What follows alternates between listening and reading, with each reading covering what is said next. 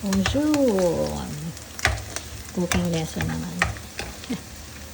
Cooking demonstration ng ginasang munggo. Today is March 25, Wednesday, aujourd'hui c'est mercredi, le 25 mars. Ito, nagisa ng bawang sibuyas. Hinaan ko yung apoy. Bawang sibuyas and the pork cubes na maliliit. And then, ito na ang bagoong.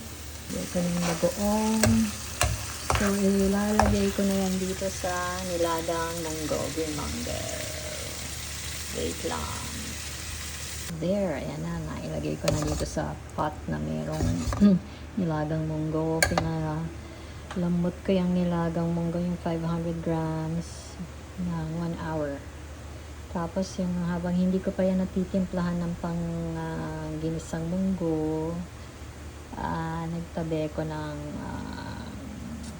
nilagang munggo para sa lunch ko kanina. So nilunch ko na kanina, nilagyan ng sugar and milk. Evap.